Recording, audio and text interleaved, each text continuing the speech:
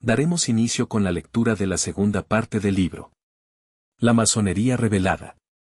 Manual del aprendiz, estudio interpretativo sobre el valor iniciático de los símbolos y alegorías del primer grado masónico y mística doctrina que en ellos se encierra por Magíster. Al finalizar igual daremos algunas observaciones, esperemos que te agrade. Comencemos. Segunda parte.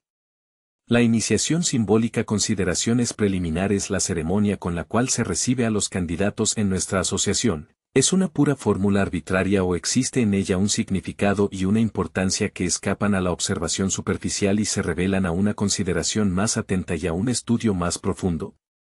A esta pregunta cada masón tiene el privilegio de contestar individualmente en proporción de su entendimiento, y la iniciación, así como la masonería en general, serán para él lo que él mismo las reconozca y realice. Será esta una sociedad mundana, y aquella una simple ceremonia exterior. Para quien las considere con espíritu profano y mundano, serán una institución iniciática y una ceremonia simbólica, cuya comprensión despertará su espíritu, para quien la estudie y considere con el propósito de encontrar la verdad, realidad profunda que constantemente se oculta bajo la apariencia exterior de las cosas. Para este fin es necesario examinar y estudiar los diferentes elementos que componen esta ceremonia, buscando el íntimo significado de cada uno de ellos y su valor en términos de vida, para su aplicación operativa en el místico camino de la existencia al que deben referirse, para que la ceremonia pueda ser individualmente vivida y realizada, y el que ha sido recibido masón, de una manera puramente formal y simbólica, se haga efectivamente tal, transformándose, con el de piedra bruta en piedra labrada o filosófica, del estado del hombre esclavo de sus vicios, errores y pasiones, el obrero iluminado de la inteligencia creativa que mora en su corazón y en el del mundo exterior. Por medio de este estudio veremos cómo las dos características fundamentales de nuestra institución, la iniciática y la simbólica, están perfectamente expresadas en la ceremonia de recepción del aprendiz, y cómo, en este grado, se resume todo el programa de la masonería. Así, en la misma ceremonia se encuentran alegóricamente reunidos todos aquellos elementos cuya íntima comprensión y práctica realización hacen operativa la ceremonia de la iniciación. Significado de la iniciación. Llegando a este punto, la primera cosa que se hace necesaria es comprender el significado de la palabra iniciación y cómo debe interpretarse. Iniciación es palabra derivada del latín initiare, que tiene la misma etimología de initium, inicio o comienzo, viniendo las dos de intere, ir dentro o ingresar. Así es que hay en ella el doble sentido del ingreso en y del comienzo o principio de una nueva cosa. En otras palabras, iniciación es la puerta que conduce a ingresar en un nuevo estado moral o material, en el cual se inicia o comienza una nueva manera de ser o de vivir. Este nuevo estado, esta manera de ser y vivir, son los que caracterizan al iniciado y lo distinguen del profano, en cuanto el primero, habiendo ingresado en él, lo conoce desde adentro, mientras el segundo queda fuera del mismo, fuera del templo de la sabiduría o de un real conocimiento de la verdad y de la virtud, de las cuales reconoce únicamente los aspectos profanos o exteriores que constituyen la moneda corriente del mundo. Así pues, este ingreso no es ni puede considerarse únicamente como material, no es ni puede ser solamente la recepción o aceptación en una determinada asociación, sino que debe considerarse, primero y fundamentalmente, como el ingreso en un nuevo estado de conciencia, a una manera de ser interior, de la cual la vida exterior es efecto y consecuencia. Se necesita, en otros términos, una palingenesia, un nacimiento o renacimiento interior, una transformación o transmutación del íntimo estado de nuestro ser para efectivamente iniciarse, o ingresar, en una nueva visión de la realidad, en aquella nueva manera de pensar, vivir y obrar que caracteriza al iniciado y al masón verdaderos. Por esta razón el símbolo fundamental de la iniciación es el de la muerte, como preliminar para una nueva vida, la muerte simbólica al mundo o estado profano necesario para el renacimiento simbólico, o sea la negación de los vicios, errores e ilusiones que constituyen los metales groseros o cualidad inferiores de la personalidad, para la afirmación de la verdad y de la virtud, o de la íntima realidad, que constituye el oro puro del ser, la perfección del espíritu que mora en nosotros y se expresa en nuestros ideales y en nuestras aspiraciones más elevadas. El cuarto de reflexión es el cuarto de reflexión no representa únicamente la preparación preliminar del candidato para su recepción, sino que es principalmente aquel punto crítico, aquella crisis interior, donde empieza la palingenesia que conduce a la verdadera iniciación, a la realización progresiva, al mismo tiempo especulativa y operativa, de nuestro ser y de la realidad espiritual que nos anima, simbolizada por los viajes. El cuarto de reflexión, con su aislamiento y con sus negras paredes, representa un periodo de oscuridad y de maduración silenciosa del alma, por medio de la meditación y concentración en uno mismo, que prepara el verdadero progreso efectivo y consciente que después se hará manifiesto a la luz del día. Por esta razón se encuentran en él los emblemas de la muerte y una lámpara sepulcral, y se hallan sobre sus paredes inscripciones destinadas a poner a prueba su firmeza de propósito y la voluntad de progreso que tiene que ser sellada en un testamento. Al ingresar en este cuarto, símbolo evidente de un estado de conciencia correspondiente, el candidato tiene que despojarse de los metales que lleva consigo y que el experto recoge cuidadosamente. Tiene que volver a su estado de pureza originaria, la desnudez adámica, despojándose voluntariamente de todas aquellas adquisiciones que le fueran útiles para llegar a su estado actual, pero que constituyen otros tantos obstáculos para su progreso ulterior. Debe cesar de cifrar su confianza y codicia en los valores puramente exteriores del mundo, para poder encontrar en sí mismo, realizar y hacer efectivos los valores verdaderos, que son los morales y espirituales. Debe cesar de aceptar pasivamente las falsas creencias y las opiniones externas, con objeto de abrirse su propio camino hacia la verdad. Esto no quiere decir que uno tiene que despojarse en absoluto de todo lo que le pertenece y ha adquirido como resultado de sus esfuerzos y premio de sus labores, sino únicamente que debe cesar de dar a estas cosas aquella importancia primaria que puede hacerle esclavo o servidor de las mismas, y poner siempre en primer lugar, por encima de toda consideración material o utilitaria, la fidelidad a los principios y las razones espirituales. Este despojo tiene por objeto conducirnos a ser libres de aquellos lazos que de otra manera nos impedirían todo progreso adelante. Se trata, por consiguiente, en esencia, del despejo de todo apego a las consideraciones y lazos exteriores, con el objeto de que podamos enlazarnos con nuestra íntima realidad interior y abrirnos para su siempre más libre, plena y perfecta expresión. Libre y de buenas costumbres. Ser libre y de buenas costumbres es la condición preliminar que se pide al profano para poder ser admitido en nuestra orden, condición necesaria de todo progreso moral como espiritual, de todo adelanto en el sendero de la verdadera luz, o sea de la verdad y de la virtud. Libre de los prejuicios y de los errores, de los vicios y de las pasiones que embrutecen al hombre y hacen de él un esclavo de la fatalidad, de buenas costumbres por haber orientado su vida hacia lo más justo, hacia lo más elevado e ideal. Estas dos condiciones hacen latente en cada hombre la cualidad de masón y la posibilidad de hacerse o ser hecho tal, en cuanto, en su plenitud, lo caracteriza esa misma cualidad. Pues, en la medida de su libertad interior y de la orientación ideal de su vida, el hombre es y se hace un verdadero masón, un obrero de la inteligencia constructora del universo. El despojo de los metales es así el despojo voluntario del alma, de sus cualidades inferiores, de sus vicios y pasiones, de los apegos materiales que enturbian la pura luz del espíritu, el abandono de las cualidades y adquisiciones que brillan con luz ilusoria en la inteligencia e impiden la visión de la luz masónica, la realidad que sostiene el universo y lo construye incesantemente. El intelectual debe igualmente despojarse de sus creencias y prejuicios, para que se abra delante de sus ojos el camino de la luz y de la verdad, en donde se prepara a poner los pies. Las creencias y prejuicios científicos y filosóficos, no menos que las supersticiones y prejuicios religiosos y vulgares. Como el masón debe aprender a pensar por sí mismo, llegando al convencimiento y al conocimiento directo de la verdad, de nada le sirven las creencias y prejuicios que constituyen la moneda corriente del mundo. Las adquisiciones materiales, con las cuales nunca se paga o se compra la verdad, a la cual el masón debe llegar con esfuerzo individual. Significado del cuarto. El cuarto de reflexión, como su nombre lo indica, representa antes que todo aquel estado de aislamiento del mundo exterior que es necesario para la concentración o reflexión íntimas, con las cuales nace el pensamiento independiente y se encuentra la verdad, aquel mundo interior donde deben dirigirse nuestros esfuerzos y nuestros análisis para llegar, con la abstracción, a conocer el mundo trascendente de la realidad. Es el noticeutono Conócete a ti mismo de los iniciados griegos e indos, como único medio directo e individual para poder llegar a conocer el gran misterio que nos circunda y envuelve nuestro mismo ser. Esto y el color negro del cuarto nos llevan a la mente la antigua fórmula alquímica y hermética del vitriolo, visita interior a terrea, rectificando invenies occultum lapidem, visita el interior de la tierra, rectificando encontrarás la piedra escondida. Es decir, desciende a las profundidades de la tierra, bajo la superficie de la apariencia exterior que esconde la realidad interior de las cosas y la revela, rectificando tu punto de vista y tu visión mental con la escuadra de la razón y el discernimiento espiritual, encontrarás aquella piedra oculta o filosofal que constituye el secreto de los sabios y la verdadera sabiduría.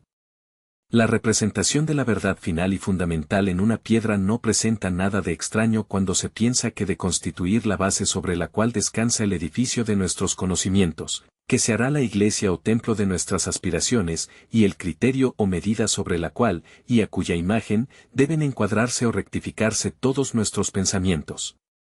Los huesos e imágenes de la muerte que se hallan representados en las paredes del cuarto, además de indicar la muerte simbólica que se le pide al iniciado para su nuevo nacimiento, muestran los fragmentos esparcidos y desunidos de la realidad muerta y dividida en la apariencia exterior, cuya vida y unidad debe el buscar y encontrar interiormente, reconociéndola por debajo y dentro de la apariencia.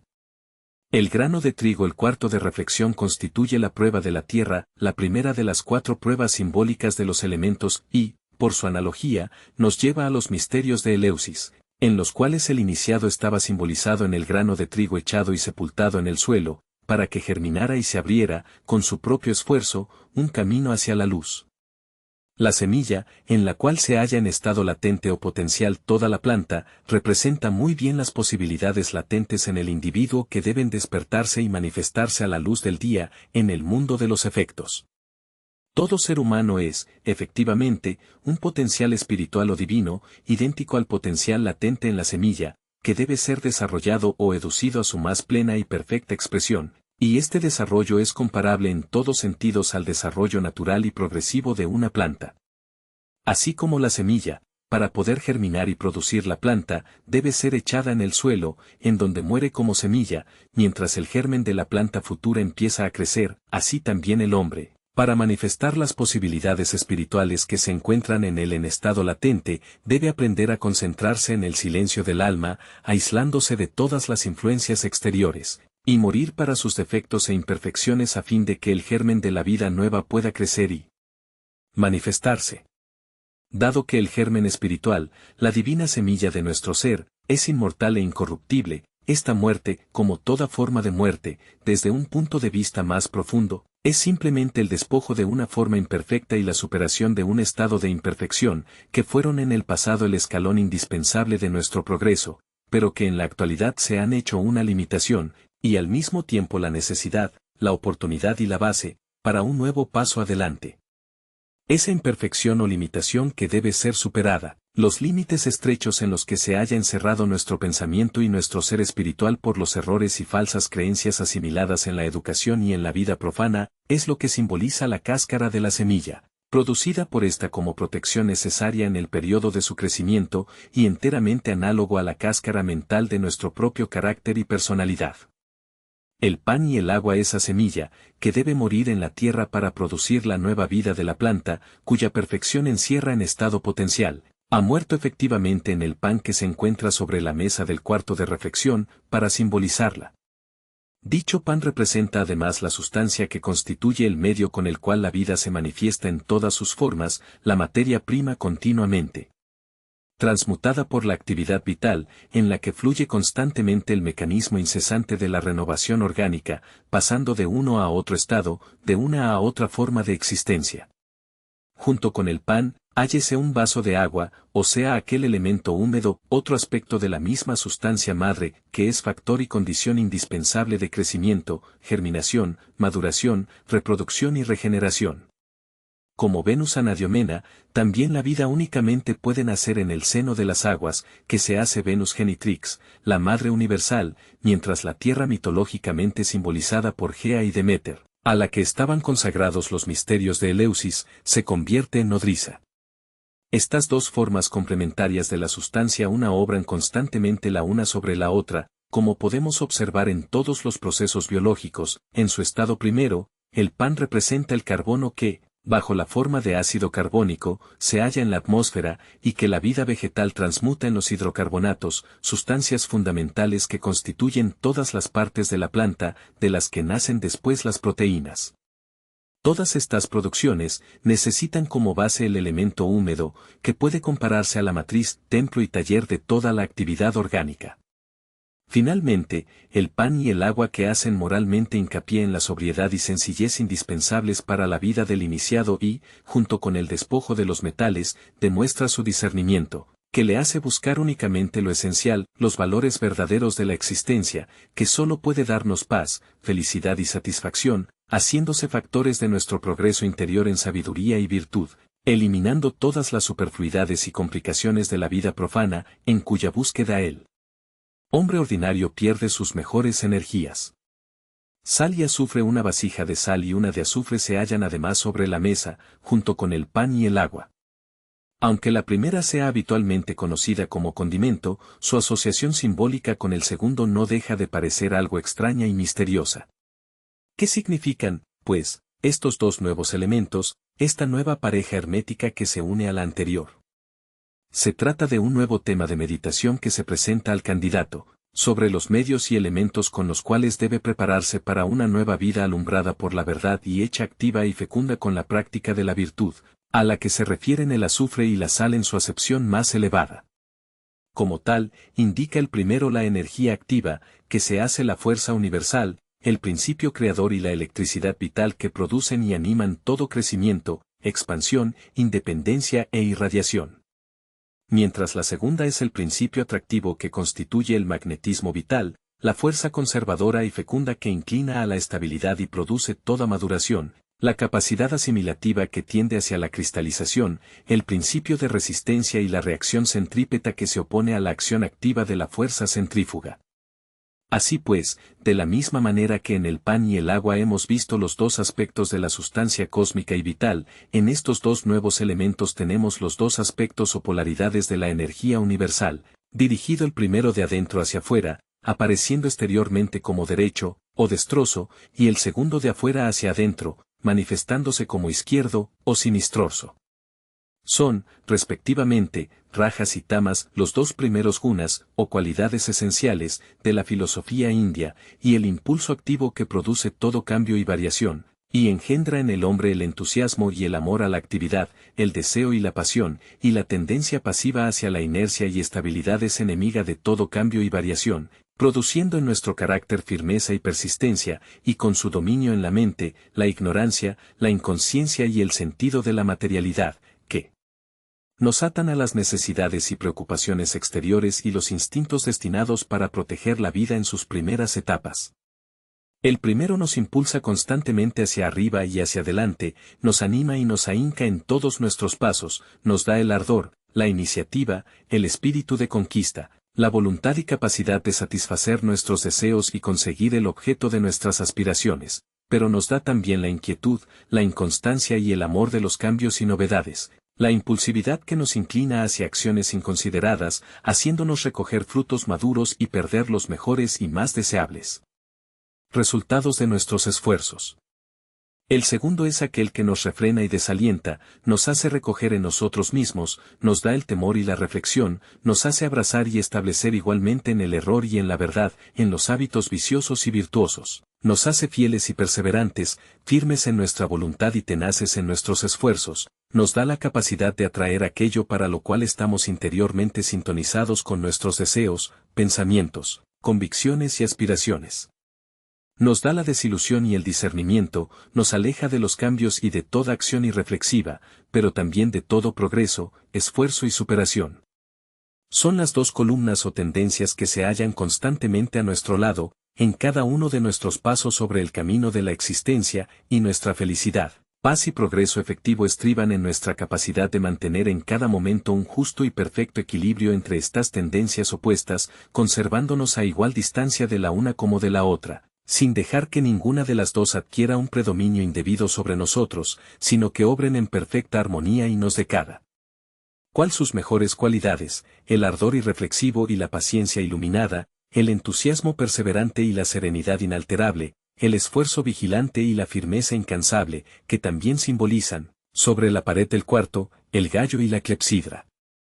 El mercurio vital, la acción e interacción entre estas dos opuestas tendencias es, pues, destinada para producir en nosotros, activándolo desde el estado latente en que se encuentra dentro de nuestro germen espiritual, el mercurio vital o principio de la inteligencia y sabiduría, que corresponde al sattva de la filosofía hindú, el ritmo de la naturaleza, producido por la ley de armonía y equilibrio. El pensamiento en todos sus aspectos nace, pues, naturalmente, en el individuo, de la acción y relación entre sus tendencias activas y pasivas, entre el amor y el odio, la atracción y la repulsión, la simpatía y la antipatía, el deseo y el temor. Crece y adquiere siempre mayor fuerza, independencia y vigor cuando luchan entre sí el instinto y la razón, la voluntad y la pasión, el entusiasmo y la desilusión. Se eleva y florece, siempre más libre, claro y luminoso, según aprende a seguir sus ideales y aspiraciones más elevadas, y según éstas logran sobreponerse a su ignorancia, errores y temores, así como a las demás tendencias pasionales e instintivas. En otras palabras, el pensamiento nace, crece, se eleva y sublima, logrando alcanzar horizontes siempre más altos, amplios e iluminados, según predomine en la mente y en toda la personalidad el elemento o vibración sátvica, el principio del equilibrio y de la armonía, que produce la música de las esferas y engendra toda creación y concepción caracterizada por su genialidad y hermosura. Pues este mercurio sublimado es el único que puede percibir la verdadera luz, que se hace con su reflejo mental luz creadora, simbolizada por la Venus celestial, antigua divinidad de la luz, y por ende de la belleza que la acompaña. El fuego rajásico, encendido en el hombre, primero por los deseos y la pasión, y luego por la voluntad, el entusiasmo y sus más nobles aspiraciones, que constituyen el azufre en sus diferentes aspectos, obrando sobre la sustancia tamásica de los instintos, temores y tendencias conservadoras, la sal de la reflexión, que constituye la materia prima de nuestro carácter, hace fermentar, hervir y sublimar esta masa heterogénea en el crisol de la vida individual, produciendo finalmente ese mercurio refinado o elemento sátvico, o sea la sabiduría, nacida de la transmutación por medio de la sublimación y refinamiento de la ignorancia, del error, del temor y de la ilusión. El testamento, el nuevo nacimiento o regeneración ideal que indica, en todos sus aspectos, el cuarto de reflexión, tiene finalmente su sello y se concreta en un testamento, que es fundamentalmente una atestación o reconocimiento de sus deberes, o sea de su tríplice relación constructiva, con el principio interior, individual y universal, de la vida, consigo mismo como expresión individual de la vida una, y con sus semejantes, como expresión exterior de la vida cósmica. Se trata de un testamento iniciático, muy diferente del testamento ordinario o profano, en cuanto este es una preparación para la muerte, mientras el testamento simbólico que se le pide al recipiendario, antes de ser admitido a las pruebas, es una preparación para la vida nueva del espíritu a la cual tiene que renacer. Muerte y renacimiento son, en realidad, dos aspectos íntimamente enlazados e inseparables de todo cambio que se verifica en la forma y expresión, interior y exterior, de la vida eterna del ser. En la economía cósmica, e igualmente en la vida individual, la muerte, cesación o destrucción de un aspecto determinado de la existencia subjetiva y objetiva, se acompaña constantemente con una forma de nacimiento. Así pues, solo en apariencia los consideramos como opuestos de la vida, o como su principio y fin, mientras indican, simplemente, un cambio o transformación, y el medio en el cual se efectúa un progreso siempre necesario, aunque la destrucción de la forma no sea siempre su condición indispensable. Como emblema de la muerte del hombre profano, indispensable para el nacimiento del iniciado, el testamento que hace el candidato es un testamento del cual él mismo será llamado a convertirse después en el ejecutor, un programa de vida que deberá realizar con una comprensión más luminosa de sus relaciones con todas las cosas. La primera relación o deber del testamento es la del propio individuo con el principio universal de la vida, una relación que tiene que reconocerse y establecerse interiormente, y no sobre la base de creencias o prejuicios, ya sean positivos o negativos.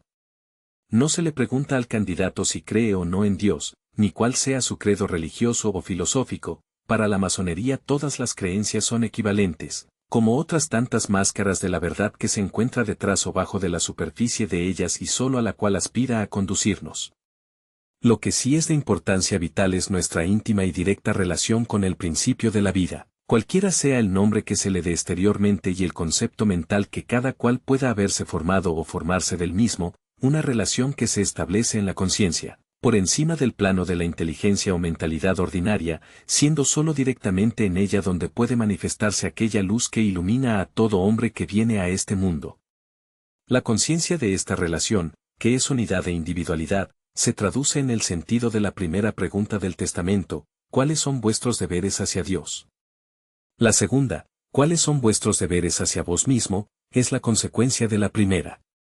Habiéndose reconocido, en lo íntimo de su propio ser, en aquella soledad de la conciencia que está simbolizada por el cuarto de reflexión como una manifestación o expresión individual del principio universal de la vida, el candidato está llamado a reconocer cómo su vida exterior se halla íntimamente relacionada con lo que él mismo es interiormente, y cómo con la comprensión de esta relación tiene en sí el poder de dominarla y dirigirla constructivamente. El hombre es, como manifestación concreta, lo que él mismo se ha hecho y se hace constantemente, con sus pensamientos conscientes y subconscientes, su manera de ser y su actividad.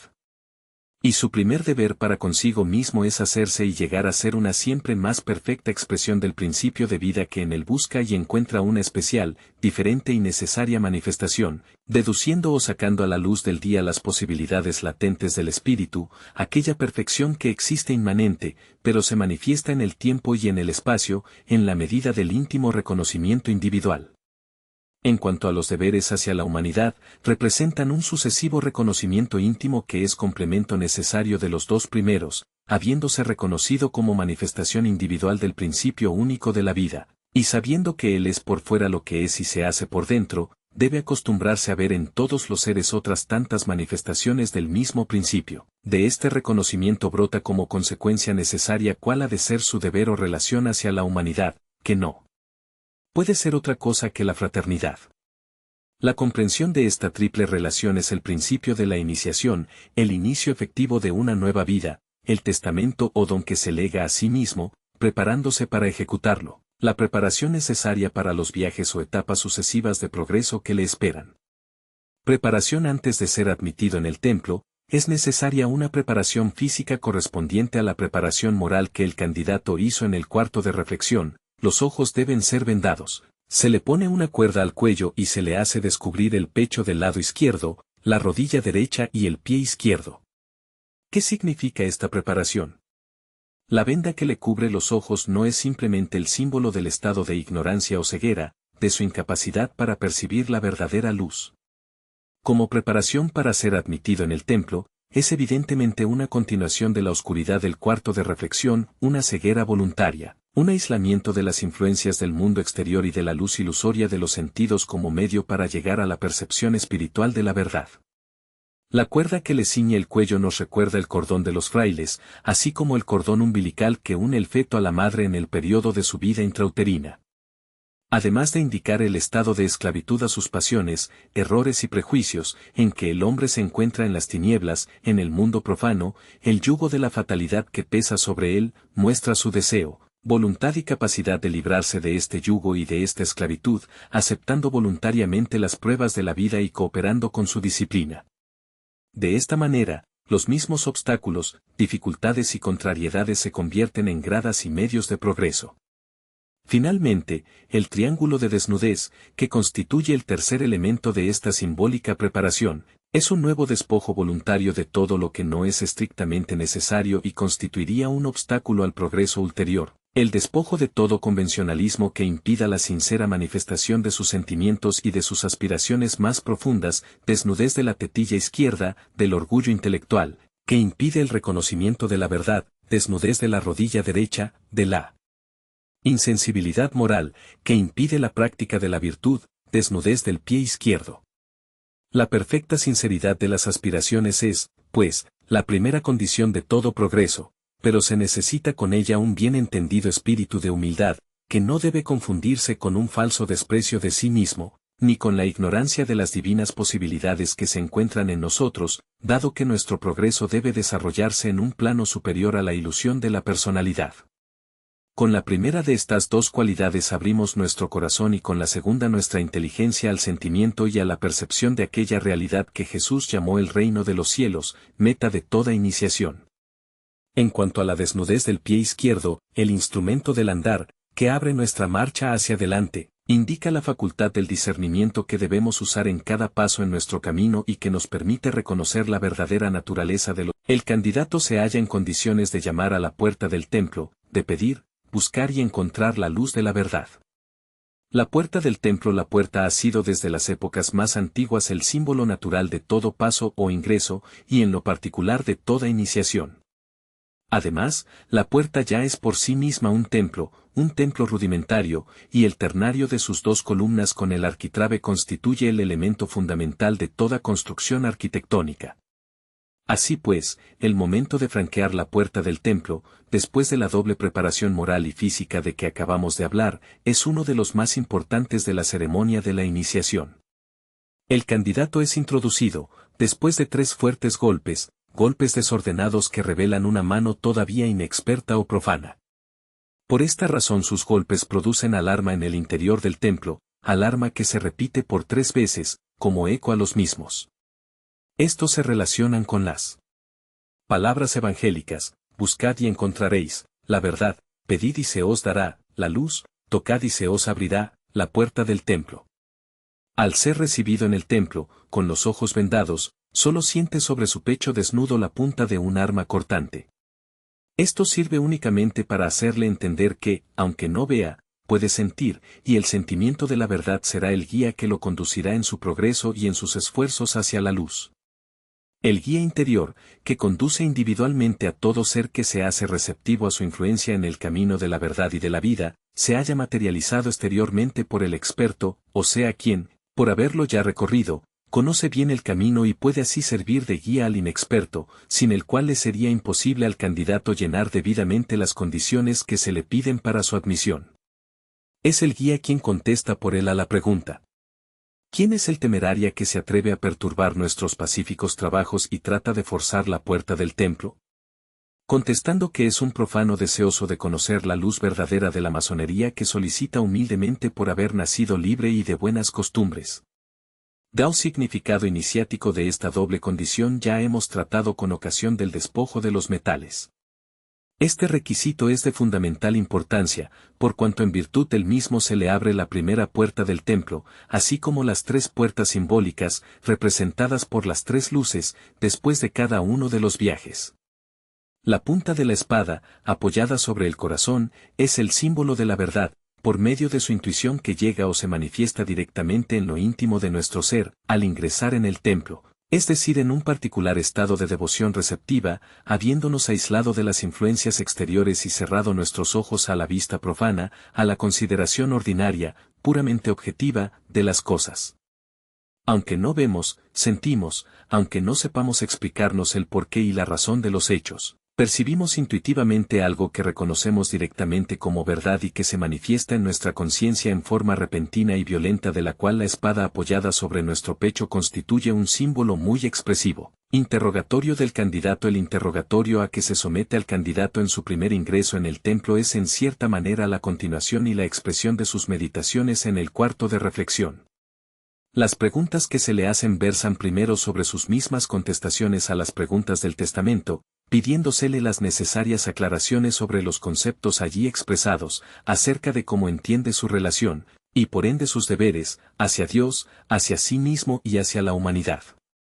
Una vez aclarado este punto y como necesaria consecuencia de comprensión de esta relación y de estos deberes, cuyo reconocimiento hace el masón, en cuanto pone al hombre en armonía con el principio constructivo o ley evolutiva del universo, se le pide que exprese sus ideas sobre el vicio y la virtud.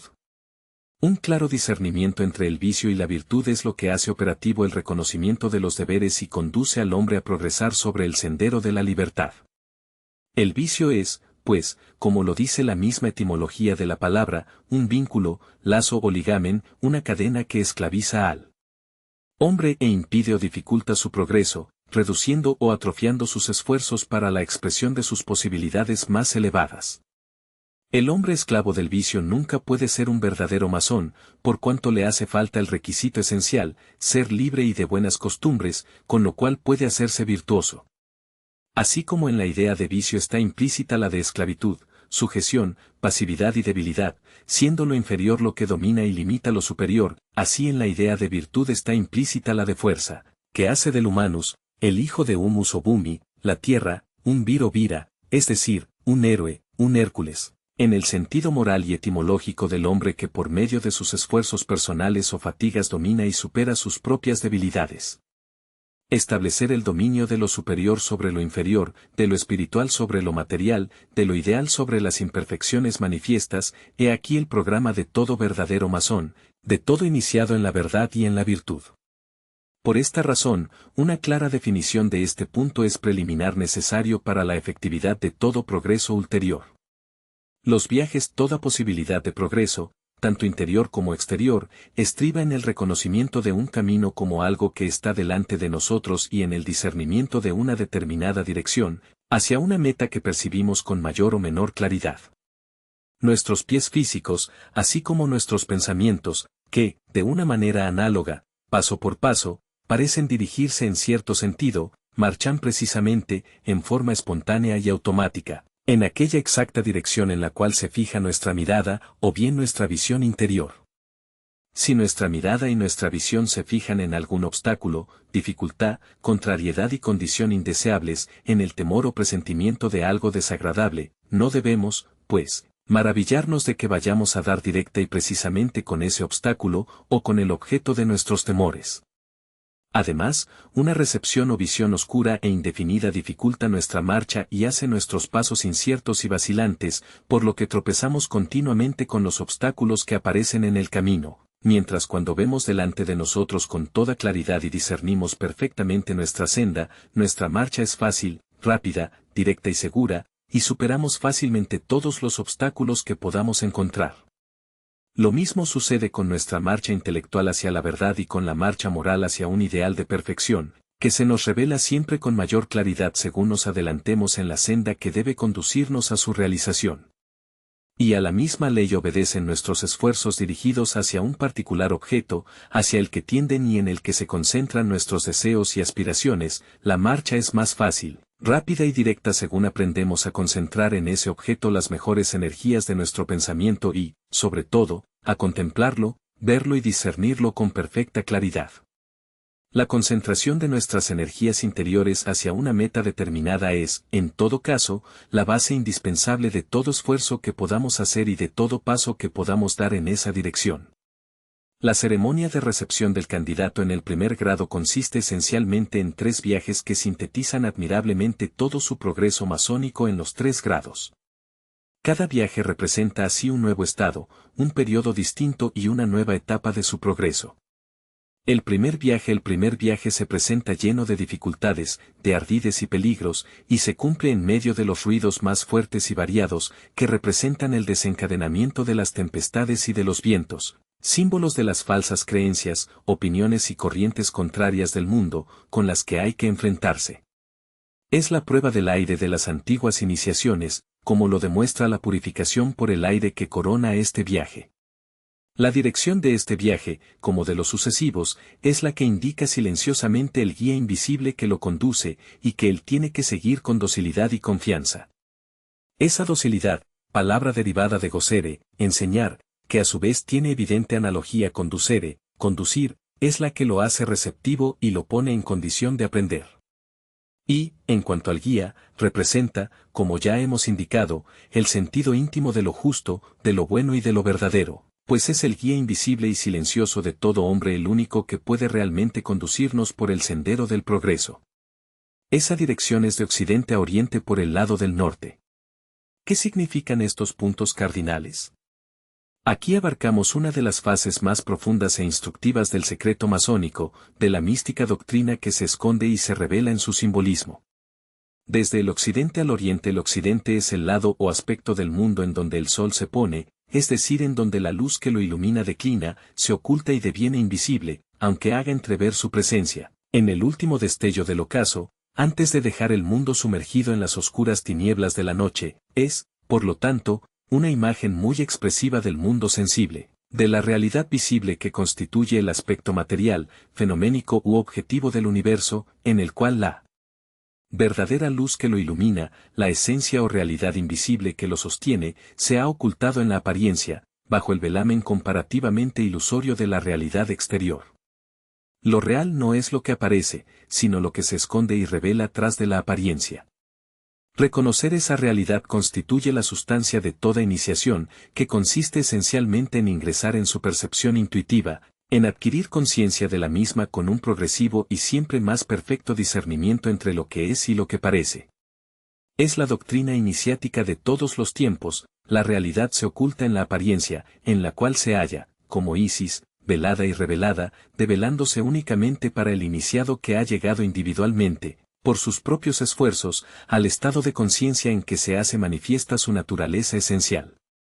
En cuanto a la esencia o realidad íntima, inmanente y trascendente, es la que se halla representada simbólicamente por el lado opuesto, el oriente, el aspecto del mundo de donde nos viene, nace y mana la luz, en donde la realidad aparece y brilla por su propio resplandor, esclareciendo y haciendo huir las tinieblas de la noche. Partiendo del occidente, o del conocimiento objetivo de la realidad exterior, el hombre se encamina por la fría oscuridad del septentrión, la razón pura, en busca de aquella realidad que constituye la esencia más permanente y profunda del universo, y que no puede encontrarse sino caminando hacia el oriente, desde los efectos a las causas, desde los fenómenos a los noúmenos, leyes y principios que los rigen. Esta búsqueda en una oscuridad inicial, que se irá después esclareciendo, según se adelanta en el camino, está representada por la región fría y tenebrosa del norte, que tiene que ser atravesada con paso firme y perseverante, sin dejarse asustar o desviar por las dificultades u obstáculos que se encuentren en el sendero que conduce de la ilusión a la realidad. Desde el oriente al occidente, pero, en el curso de este primer viaje no puede detenerse el candidato en el oriente, sino que tiene que regresar inmediatamente al occidente, pasando esta vez por el camino más luminoso y agradable del mediodía.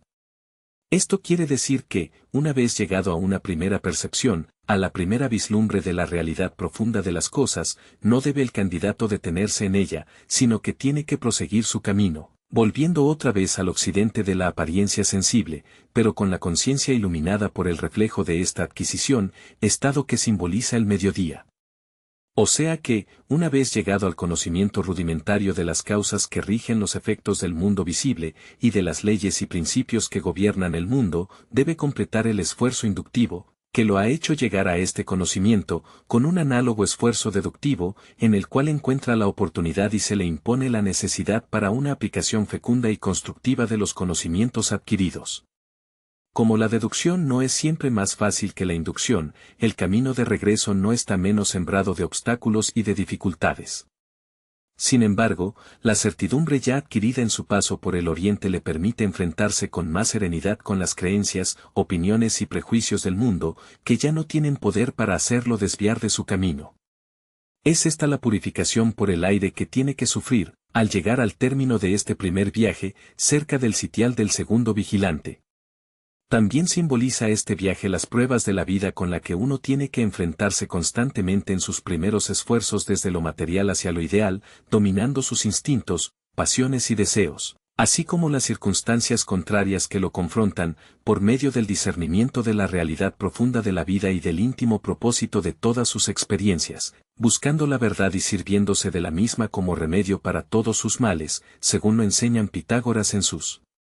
versos áureos, pero existe una estirpe divina entre los mortales, de la cual, si llegas a ser partícipe, conocerás las cosas que te enseño. Y sirviéndote de ellas como remedio de muchos males, harás libre tu alma.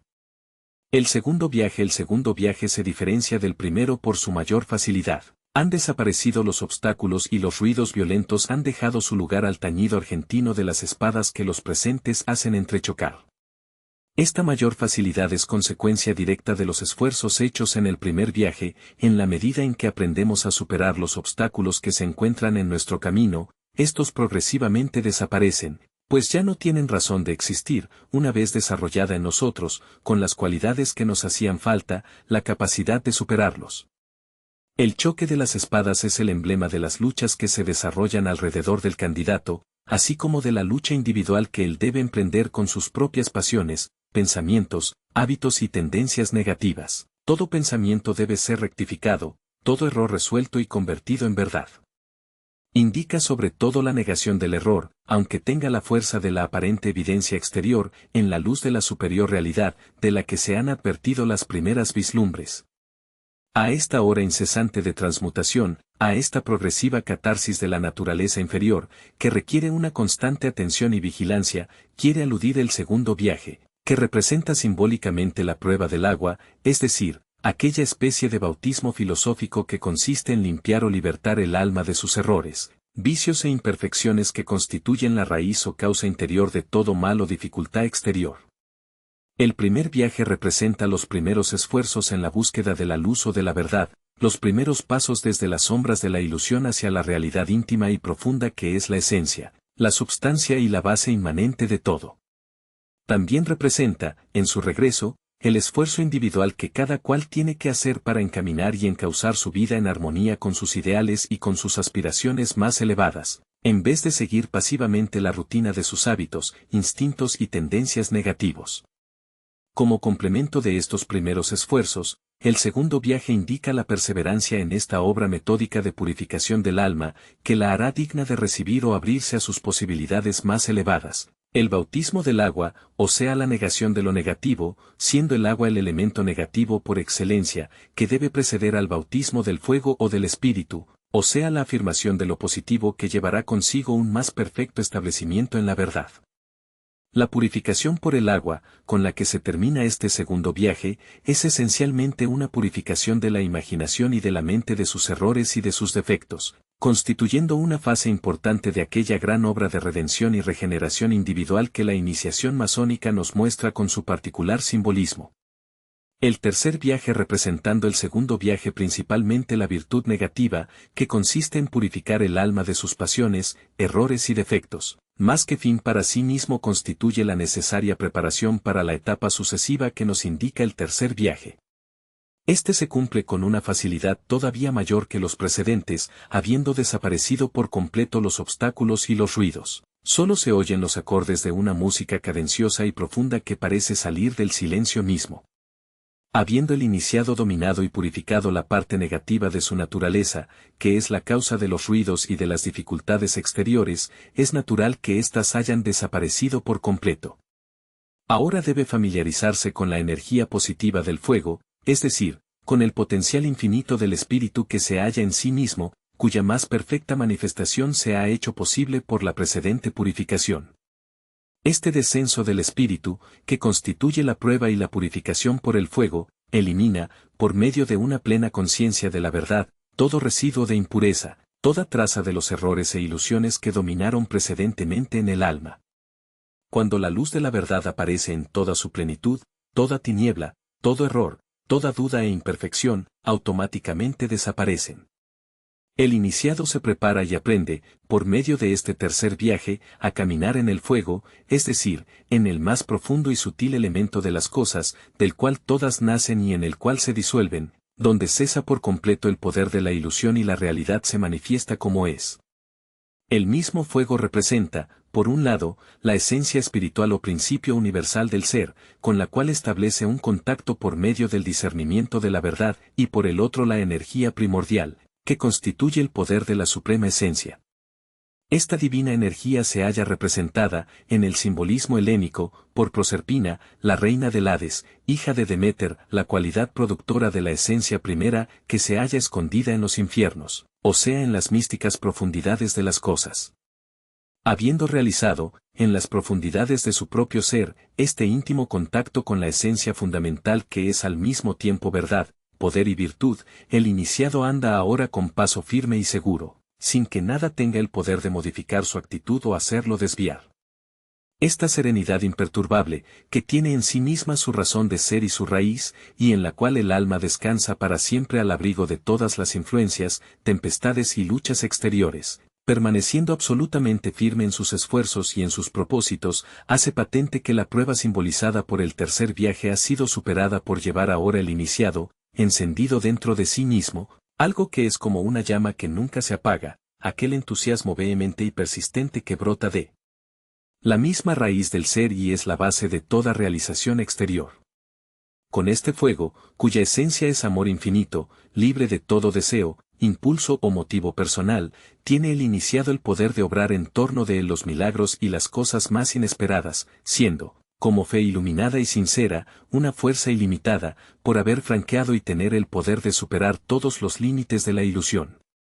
El cáliz misterioso, el iniciado que ha afrontado las pruebas simbolizadas por los 3 viajes y ha sufrido la triple purificación de los elementos, se ha libertado de todas las escorias de su naturaleza inferior y tiene ahora el deber y el privilegio de manifestar lo más alto y divino de su ser. Este deber y este privilegio, que hacen de él ya potencialmente un masón, han de ser sellados con una primera obligación, o reconocimiento de deberes, que precede al juramento propiamente dicho, y consiste en hacerle beber en un cáliz de agua que de dulce se convierte en amarga. En esta triple obligación, que puede considerarse como una confirmación del testamento, aprende y reconoce las condiciones en las cuales será recibido masón, el secreto sobre lo que hay de más sagrado, la solidaridad y devoción hacia sus hermanos, y la fidelidad a la orden, con la observancia de sus reglas y leyes tradicionales. El cáliz de la amargura nos describe muy eficazmente las desilusiones que encuentra quien desciende de las regiones puramente ideales, del oriente simbólico, para enfrentarse con las realidades materiales. La dulzura inefable de los sublimes conocimientos que se han adquirido, de los planes o programas de actividad que se han formulado en la mente, no puede menos de cambiarse en la amargura que nace cuando todo parece ir en contra de nuestros proyectos y de nuestras aspiraciones. Entonces no debemos maravillarnos si, en un momento de debilidad, el alma cede momentáneamente bajo el peso abrumador de esta apariencia y brota de lo profundo del corazón el grito: Padre, si es posible, aleja de mí ese cáliz. Pero el cáliz no puede alejarse, ya que debe ser apurado hasta la última gota.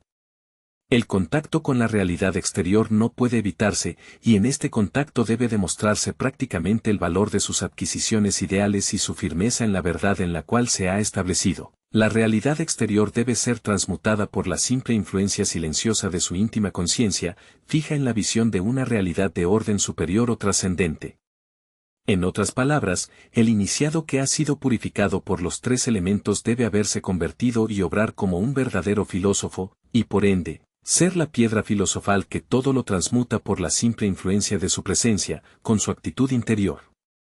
Así pues, lejos de evitar y alejar de sí la poción amarga que le es ofrecida por la ignorancia de los hombres, debe llevarla a los labios serenamente, como si fuera la más dulce y confortable de las bebidas.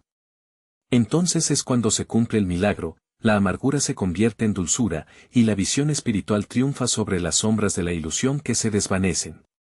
La sangre, antes de sellar definitivamente, por medio de un solemne juramento, la admisión del recipiendario en la orden, se acostumbra someterlo a algunas pruebas que demuestren su fuerza de ánimo, y su rectitud y firmeza de propósitos. Una de estas pruebas es la sangría. Se le dice que, como la sociedad de la cual anhela formar parte le podrá pedir que vierta su sangre hasta la última gota, para la defensa de esa causa sagrada o de la vida de sus hermanos, tiene que dar la prueba de estar dispuesto para ello, firmando con su sangre su juramento. Este argumento de la sangre nos recuerda muchas religiones antiguas que dan un singular valor a la firma hecha con la misma, de manera que el pacto signado con ella no puede romperse ni aun con la muerte. Entre otros, citamos el Fausto, de Goethe, donde Mefistófeles le pide a Fausto sellar con su sangre el trágico pacto por el cual se obliga a servirlo, a cambio de su alma. Y habiéndole preguntado por qué razón quería que dicho pacto fuera firmado con sangre, le contesta Mefistófeles enigmáticamente que la sangre es un jugo de virtud particular. Efectivamente, la sangre es la expresión orgánica más directa de la vida individual, o del ego de la persona y por ende de lo que hay en nosotros de más propio y genuino. La permanencia de la vida en el organismo está caracterizada por el estado de fluidez de la sangre, que circula y anima todas las partes del cuerpo, cesando la vida cuando la sangre deja de circular, y así puede considerarse cuando se coagula. El hecho de estar dispuesto a firmar con la sangre el juramento masónico significa, pues, que uno debe estar dispuesto a adherirse con todo su ser, y de una manera permanente e inviolable, a los principios e ideales de la orden, haciendo de los mismos carne de su carne, sangre de su sangre y vida de su vida. Así pues, la calidad de masón, que se confiere simbólicamente con la iniciación, y que individualmente se adquiere realizando o haciendo efectiva dicha iniciación, debe considerarse como permanente e imborrable, su transitoriedad no probaría sino el hecho de que nunca ha sido efectiva. En otras palabras, no puede uno ser y dejar de ser masón a voluntad, sino que, una vez que se ha hecho verdaderamente tal, lo será para siempre. Quien cree poder cesar de considerarse masón es porque nunca lo ha sido, en el sentido iniciático de la palabra, a pesar de que haya podido tener el deseo de serlo y se le haya otorgado exteriormente el título, dándosele así la oportunidad, nada más y nada menos que la oportunidad, de convertirse en verdadero masón. La marca del masón, otra prueba análoga a la de la sangre, que insiste sobre el carácter permanente de la calidad de masón, es la invitación que se le hace al candidato de que permita que se deje imprimir con el fuego, en alguna parte del cuerpo, la marca gloriosa de un sello que se encuentra en todas las logias del universo y por medio de la cual se reconocen los masones. Esta marca o estigma verdaderamente glorioso, pero que nunca se aplicó materialmente por la simple razón de que la masonería quiere hacer a los hombres libres y no esclavos, se graba con el fuego ardiente del entusiasmo y de la fe sincera en el corazón de todo masón, y es otro símbolo de lo que el masón tiene que ser y en lo que debe convertirse en cuanto dicha cualidad debe imprimirse en su corazón y expresarse en todo su ser. Las cualidades o emblemas que se aplican con el fuego, y por cuyo medio los masones se reconocen entre sí, son evidentemente el compás de la razón que caracteriza el reconocimiento de la realidad espiritual, que es el centro simbólico de todo ser y de toda cosa, y su relación con la vida exterior, la circunferencia o apariencia de las cosas, y la escuadra del juicio, con la cual el masón rectifica sus pensamientos, aspiraciones y deseos, en armonía con el plan del gran arquitecto, con cuyo plan debe esforzarse en cooperar conscientemente.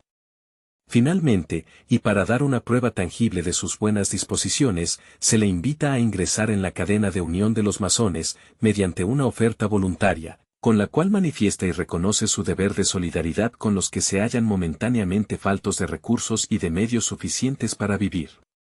Todos nos debemos y todos podemos sernos útiles recíprocamente. El egoísta es un ser inconsciente que no conoce el lazo que nos une y el deber que tenemos de cooperar con todas nuestras fuerzas para lograr el bien común.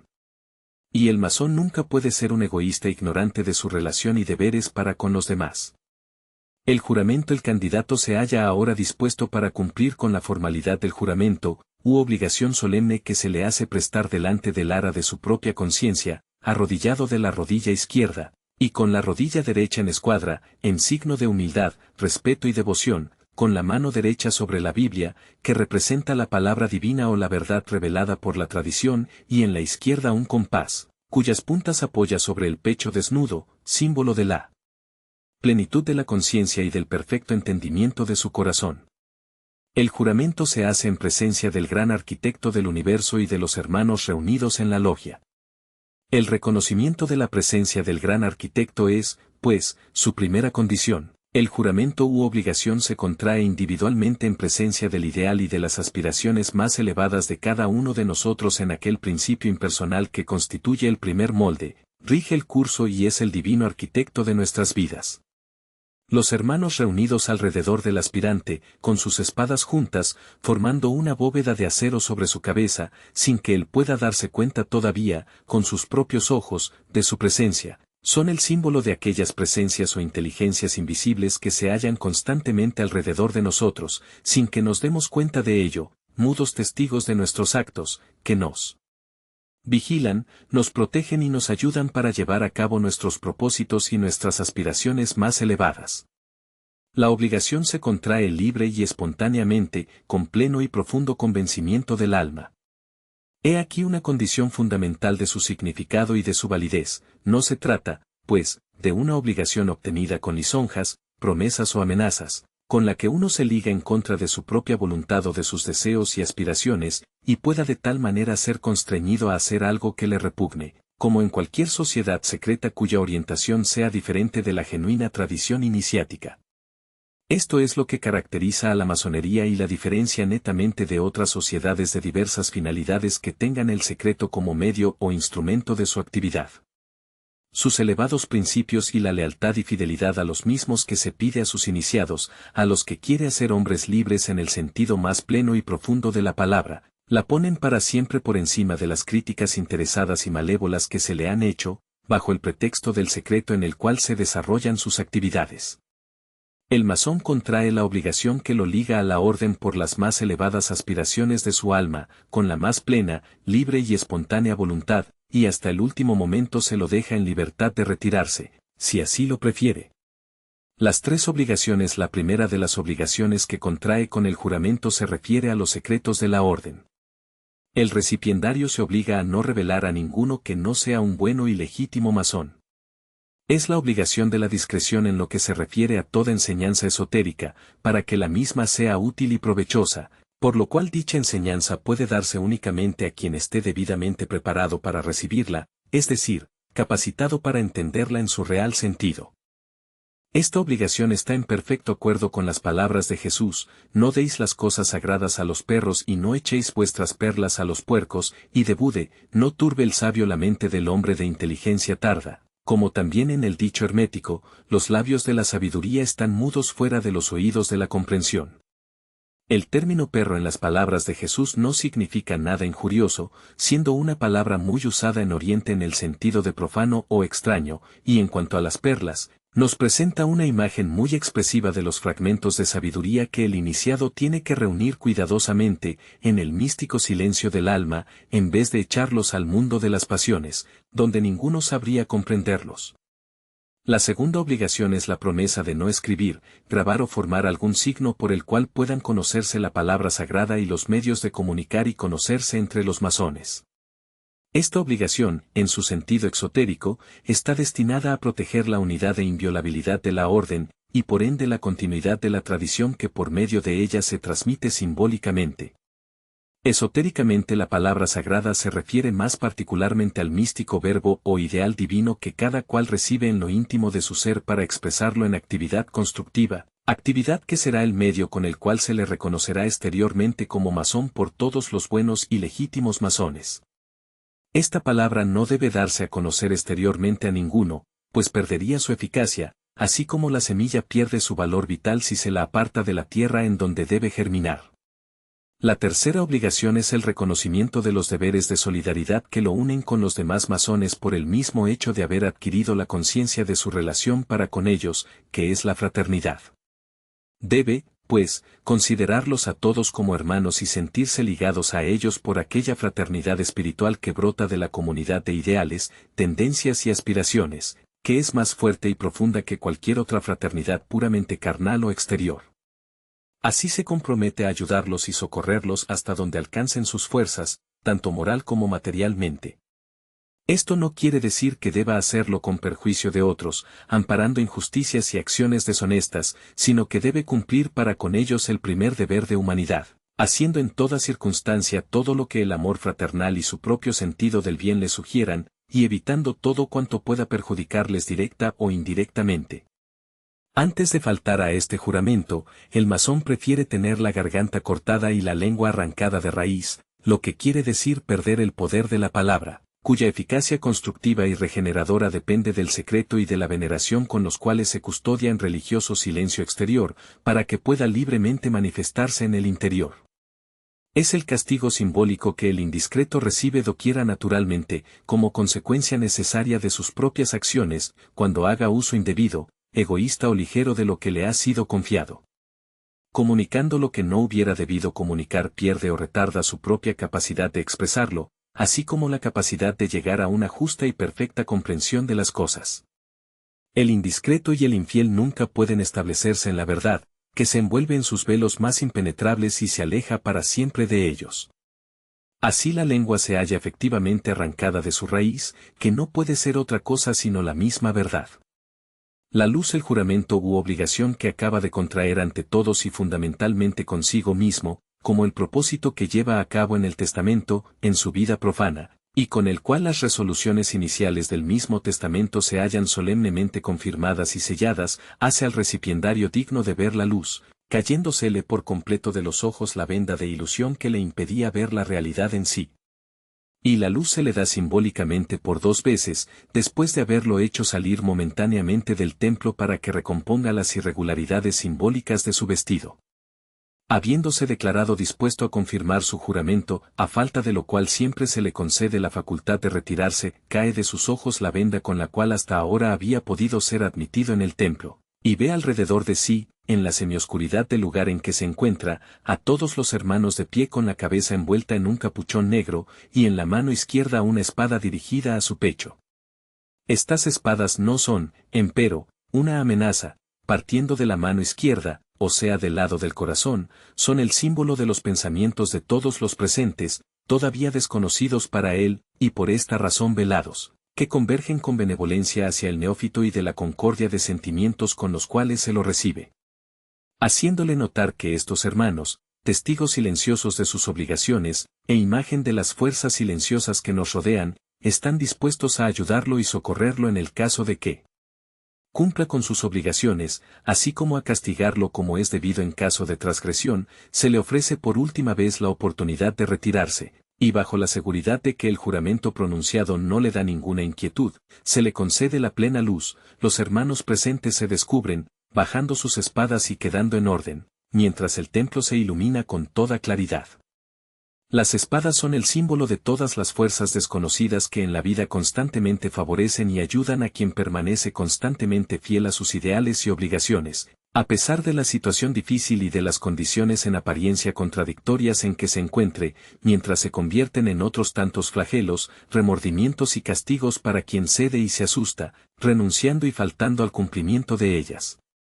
La vida se hace siempre más dura, difícil e insatisfactoria para los que renuncian a sus ideales y a sus más elevadas aspiraciones, para los que ceden a la contrariedad aparente de los hombres y de las cosas y se dejan desalentar por su frialdad y falta de cooperación. Nunca y por ninguna razón debe uno renunciar a la expresión de su propio ser más elevado y del divino deseo que constituye el anhelo de su corazón, son estos para él, además de un privilegio, una obligación y un deber cuyo perfecto cumplimiento le asegura la investidura de su primogenitura. Si bien debe uno saber esperar con firmeza y confianza, sin que su entusiasmo se entibie o se enfríe, permaneciendo siempre fiel en lo íntimo de su corazón a lo que en él representa el reflejo del propio Verbo divino y su más elevada visión de la realidad. Con esta firme actitud de su conciencia, delante de las pruebas contrarias de la vida, se hace la luz gradualmente, en su mundo exterior, las adversidades y los mismos enemigos se descubren y aparecen ahora como amigos, habiendo depuesto la máscara, o apariencia hostil, que escondían sus semblantes, y toda sombra pavorosa se desvanece de su existencia, es la plena luz que pasa libremente desde el interior, y se derrama sobre el mundo externo, una vez que hemos sabido resistir con fe inalterable, fidelidad y persistencia todas las contrariedades que se nos han presentado. La luz ha sido siempre considerada como el símbolo más apropiado de la divinidad y de la realidad. El mismo San Juan, el apóstol iniciado, nos dice en su primera epístola, Dios es luz y en él no hay tinieblas. Conocer la luz es, pues, conocer la verdad y comunicarse con la misma divinidad, que es bien omnipresente, y hacer nosotros tantos centros o canales, por medio de los cuales esa luz se manifiesta en nuestra vida y alrededor de nosotros. La luz que el iniciado recibe, como premio y consecuencia de sus esfuerzos, es un símbolo de trascendental importancia en todas sus acepciones, la capacidad de ver la luz e ingresar en su percepción constituye, pues, toda la esencia y la finalidad de la iniciación. Restituido a la visión exterior de las cosas, con quitársele la venda que le cubría los ojos, después de haber sido iniciado en la visión interior de la conciencia, el candidato experimenta al principio una profunda decepción, en cuanto la realidad exterior se aparece en su aspecto más sombrío y negativo. Pero, aprendiendo a combinar la visión de los sentidos con la íntima visión de la realidad, adquiere también la capacidad de manifestar y ver exteriormente la luz de la cual ha adquirido la percepción interior, y la ilusión de lo aparente pierde todo el poder para él. Consagración conducido nuevamente al ara, delante de la cual debe, como antes, disponerse en actitud de acuerdo con la importancia del acto que está por verificarse, se le hacen confirmar nuevamente, al recipiendario, sus obligaciones, después de lo cual el venerable maestro, con la espada flamígera apoyada sobre la cabeza del recipiendario, pronuncia la fórmula de la consagración, acompañada por los golpes misteriosos del grado. Hecho esto, lo hace levantar y lo abraza, dándole por primera vez el título de hermano, y le ciñe el mandil diciendo, recibid este mandil, distintivo del masón, más honroso que todas las decoraciones humanas, porque simboliza el trabajo, que es el primer deber del hombre y la fuente de todos los bienes, el que os da derecho a sentaros entre nosotros, y sin el cual nunca debéis estar en la logia. La espada flamígera, emblema del magisterio, y el mandil de piel, que caracteriza a todo masón, son dos símbolos que merecen toda nuestra consideración. Encontramos tanto este como aquella en los versículos 21 y 24 del tercer capítulo del Génesis, en donde se nos dice que el Eterno hizo túnicas de piel para Adán y su mujer y los vistió.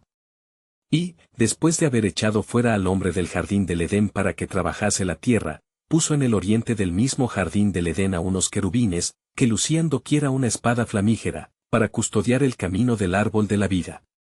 Es evidente que las túnicas de piel a las que aquí se hace mención simbolizan el cuerpo físico del hombre, del cual se reviste la conciencia individualizada, Adán, y su reflejo personal, su mujer, al ser enviados desde el estado de beatitud edénica, el mundo mental o interior, sobre la tierra, o realidad objetiva, para trabajarla, o expresar en ella sus cualidades divinas. En cuanto a la espada flamígera, que se encuentra con los querubines, ángeles o mensajeros del divino en el hombre, al oriente u origen del mundo mental o interior de la conciencia, es un símbolo manifiesto del poder divino, que es poder creador latente en todo ser humano, y que es privilegio del magisterio realizar o recuperar, manifestando así las más elevadas posibilidades de la vida, cuyo camino abre y custodia. El mandil que recibe, y con el cual se reviste todo masón, es un emblema del mismo cuerpo físico con el cual venimos para trabajar sobre la tierra, y con el objeto de adquirir aquellas experiencias que nos transformarán en artistas verdaderos y acabarán por darnos el magisterio o dominio completo sobre nuestro mundo. La percepción de este mandil, o túnica de piel, como simple vestido o envoltorio exterior, así como de la esencia misma de nuestro ser, es consecuencia de la visión espiritual que hemos conseguido con nuestra búsqueda de la luz, desde el occidente de los sentidos al oriente de la realidad. Pero esto tampoco debe conducirnos a despreciarlo, por ser parte integrante y necesaria a la perfecta manifestación del hombre en la vida terrestre, mediante la cual ha de ir depurándose y escalando grados en pos de una existencia divina. Los guantes con el mandil se le daban una vez, y se le dan todavía en algunos países, al recién iniciado, 2 pares de guantes, uno para él y otro para que lo ofreciera él a la mujer más amada. Los guantes blancos son un símbolo evidente de la pureza de las intenciones que debe siempre observar el masón en sus acciones, hacer el bien por el bien mismo, esforzándose en toda actividad o trabajo, haciendo lo mejor que pueda para la gloria del gran arquitecto, o sea para la expresión de lo divino, en vez de dejarse guiar por consideraciones de conveniencia y utilidad material o mirar principalmente el fruto o beneficio directo de la acción. He aquí el significado de los guantes blancos que se le ofrecen, y que él debe cuidar bien de no ensuciar y manchar con el egoísmo y con la esclavitud a las pasiones que embrutecen al hombre. Con el otro par de guantes, para la mujer más amada, la masonería quiere mostrar cómo su influencia moralizadora, iniciática y regeneradora, debe extenderse también a la mujer, aunque ésta no sea directamente admitida en sus trabajos. Con estos guantes, la mujer que cada recién iniciado reputa más digna de poseerlos ingresa espiritualmente en la cadena de solidaridad ideal y constructiva que la masonería forma en todo el mundo, como compañera del hombre, sin necesidad de pasar por las pruebas de la iniciación. Así pues, a pesar de que algunos quieran franquearle y otros le nieguen el ingreso en nuestros templos, la debatida cuestión de la admisión de la mujer en la masonería se halla ya potencialmente resuelta en su favor, en cuanto por las cualidades que la hacen estimar, queda admitida en esta forma y adoptada espiritualmente en el seno de la institución. En vez de los guantes se usa entregar, en algunos países, un martillo y un cincel, símbolos del trabajo que el aprendiz debe ejecutar sobre sí mismo, despojando las asperezas de la piedra bruta que representa su personalidad, y una regla para que nunca se separe de la línea recta del deber. Estos símbolos son en parte equivalentes y no se necesita discutir el valor de unos preferentemente a los otros, lo esencial es reconocerlos como símbolos y poner en práctica su enseñanza alegórica. La palabra habiendo sido consagrado masón, el neófito está ahora en condiciones de que se le comuniquen los signos, marcha y batería del grado, así como la palabra sagrada y la manera de darla, junto con los medios de reconocimiento que constituyen el fundamento de su instrucción. Estudiaremos en otra parte el significado y el valor de los signos y de la marcha, en cuanto se refieren especialmente a la aplicación de la doctrina masónica, contentándose por ahora con ver lo que representa la palabra para el iniciado que ha recibido la luz. El primer versículo del Evangelio de San Juan, sobre el cual se ponen los instrumentos emblemáticos de la masonería al abrirse los trabajos, nos da la clave del significado de la palabra en general para el masón. Constituyendo este versículo el fundamento de toda actividad o labor masónica, debemos darnos cuenta de su significado, antes de ver la exacta interpretación en lo particular de la palabra sagrada del aprendiz. La afirmación en el principio era el verbo, o sea la palabra, es eminentemente iniciática, es decir, tal que no puede entenderse sin ingresar en el sentido interior de las cosas. Es la comprobación de la verdad de que todo se manifiesta desde un principio interior o espiritual llamado verbo o palabra, o sea afirmación creadora de su realidad, que lo manifiesta y lo hace existir desde el estado de realidad inmanente, latente o potencial. Diciendo en el principio era el verbo reconocemos el origen espiritual de todo lo que vemos, o se presenta de alguna manera delante de nuestros sentidos. De todo sin distinción podemos decir que en el principio, o en su origen, era o fue un verbo, palabra, pensamiento o afirmación creadora que la originó.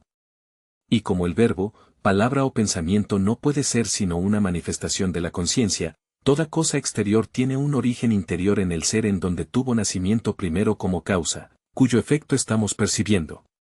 Y esto debe aplicarse tanto a la creación o formación del universo desde su primer principio, que es ser, y como tal fundamento de todo lo que existe, espacio y tiempo incluidos, como a la particular creación o formación del ser del hombre y de su vida manifestada. Todo lo que en ésta aparece hubo de tener su origen en un verbo, pensamiento, deseo, aspiración, afirmación o estado de conciencia que es la causa sutil de su existencia, como efecto visible.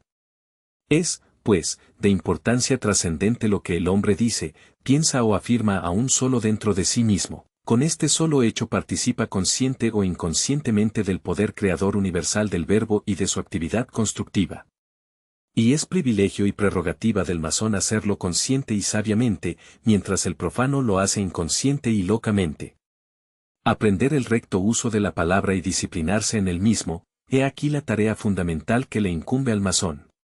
Con esta disciplina hace su actividad constructiva y en armonía con los planes del gran arquitecto, es decir, con los principios universales de la verdad.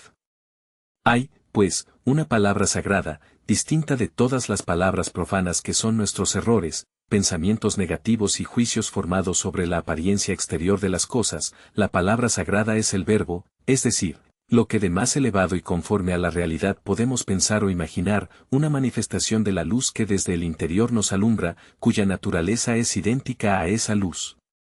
Es nuestro ideal y nuestro concepto de lo que hay de más justo, bueno, hermoso, grande, noble y verdadero. Conformando nuestras palabras a este verbo, pronunciamos la palabra sagrada y decretamos su establecimiento. Pues, como se dijo, asimismo decretarás una cosa, y ésta será establecida en ti, y sobre tus caminos resplandecerá la luz. Job 22-28. Significado de la palabra. La palabra sagrada, dada por el venerable maestro que se sienta al oriente, simboliza la palabra sagrada dada individualmente a cada uno de nosotros, por el Espíritu de verdad que igualmente se sienta o mora al oriente u origen de nuestro ser. También representa la instrucción que se da o debería darse en la logia, o lugar donde se manifiesta el logos o palabra, y que siempre debe partir del oriente para ser efectiva, es decir, de lo que cada cual puede pensar individualmente de más noble y elevado. Debe ser luz inspiradora y vida, como lo es la luz del sol que surge del oriente material, alumbrando y vivificando nuestro planeta. A semejanza de la palabra sagrada del aprendiz, que se formula al oído, letra por letra, así debe darse la instrucción masónica, se le da a cada cual un primer rudimento, la primera letra de la verdad, para que meditando y estudiando sobre ella, llegue con su propio esfuerzo a conocer y formular la segunda, que lo hará digno de recibir útil y provechosamente la tercera. De esta manera ha sido y fue comunicada la doctrina iniciática en todos los tiempos, siendo el mismo simbolismo masónico la primera letra de la mística palabra sagrada de la verdad. El significado particular de la palabra sagrada del aprendiz es, en él la fuerza. Esto quiere decir que el aprendiz reconoce por medio de la palabra sagrada, o sea el verbo divino en él, que la fuerza verdadera no se halla en el exterior, en el mundo de los efectos, sino interiormente, en la realidad que constituye el principio inmanente y trascendente de todo lo existente. Esta transformación completa del punto de vista de la conciencia, que distingue al iniciado del profano, no puede ser sino el coronamiento y la consecuencia de su iniciación. Es preciso, pues, ingresar interiormente en la percepción de la realidad, para reconocer que la fuerza está en ella, y no en las cosas aparentes que vemos, estableciéndonos firmemente en este reconocimiento fundamental, como columna del simbólico templo que levantamos y basando sobre este reconocimiento íntimo y secreto todas nuestras acciones. El análisis de la palabra, en las 3 letras hebraicas de que se compone, nos da una guía para realizar el sentido profundo que toman las 3 letras en su combinación. La primera letra se refiere, como es evidente, al cuerpo físico y al mundo objetivo que constituyen la morada o habitación del hombre. Estudiando la primera letra, el hombre aprende a conocer la realidad exterior y el mundo de los efectos, y meditando sobre la íntima esencia de esto llegará a reconocer la realidad interior que se esconde tras esta apariencia, representada por la segunda letra que tiene que ser individualmente encontrada o descubierta. Esta representa la conciencia o mundo interior que cada uno de nosotros halla en sí mismo, el mundo mental, en el cual se expresa individualmente el ser, produciendo así la causa de todo efecto visible. El descubrimiento o reconocimiento individual de esta segunda letra pone al iniciado en aptitud para comunicársele o recibir la tercera. El significado de esta última debe relacionarse con lo que ya hemos visto hablando del simbólico instrumento, del cual la misma letra nos presenta admirablemente la forma. Se refiere a las posibilidades del mundo divino o trascendente que se encuentran en el hombre en estado latente, y que pueden manifestarse como un rayo, o como el brillo de una espada, ante el ojo de nuestra conciencia, que constituye el punto central o eje de nuestro propio mundo interior, la luz que ilumina la morada del hombre. Restitución de los metales. La ceremonia iniciática finaliza en el mismo punto en que tuvo su principio, habiéndose hecho sentar al recién iniciado en el lugar que le corresponde, es decir, en el primer puesto al oriente de la columna del norte, para que pueda proceder de allí en el simbólico camino que, en sentido inverso a la dirección de sus viajes, le hará realizar en la logia su progreso masónico. Después de la proclamación y del reconocimiento de todos sus hermanos, se le restituyen los metales, cuidadosamente guardados, de los cuales había sido despojado al entrar en el cuarto de reflexión. Es claro que la restitución tiene también un significado simbólico. Después de haber aprendido a pensar por sí mismo, con el esfuerzo alegórico de los 3 viajes, después de haber visto la luz y recibido la palabra de la verdad, puede recibir nuevamente las posesiones intelectuales y materiales de que antes tuvo que despojarse para poder emprender el camino de la verdad. Ahora tiene el deber de hacer de las mismas aquel uso sabio para el cual solamente se le restituye su posesión, pues todo indistintamente nos ha sido dado y se nos da para su uso. No existe posesión de ningún género que podamos retener para siempre, ni nuestras propias creaciones intelectuales, ni tampoco los átomos de que se compone nuestro cuerpo, que están sujetos a un cambio incesante. Debemos, pues, convertirnos en canales sabios y provechosos de todo lo que pasa por nuestras manos, transmitiéndolo como lo hemos recibido, en beneficio de los demás. Esto nos lo enseñará el primer uso que hará el recién iniciado de los metales que le han sido devueltos, dando su primera contribución a la solidaridad masónica. Hasta aquí terminamos esta segunda parte, en la que se enfatiza en 1. Despojo de apegos, se destaca la necesidad de liberarse de la esclavitud a pasiones y prejuicios para avanzar espiritualmente. 2. Cuarto de reflexión, este espacio simboliza un periodo de aislamiento y meditación, donde el iniciado se prepara para el verdadero progreso. 3. Viajes iniciáticos, se describen 3 viajes que representan etapas de purificación y autoconocimiento, cada uno con sus propios desafíos y aprendizajes. 4. Virtud, el segundo viaje se centra en la purificación del alma, eliminando pasiones y errores como preparación para el siguiente viaje. 5. Simbolismo de la luz simboliza el conocimiento y la verdad que se obtiene tras el esfuerzo individual y la reflexión. 6. Obligaciones del iniciado, se enfatiza la importancia de la fidelidad a los principios masónicos y el deber de actuar con sabiduría en el uso de los conocimientos adquiridos.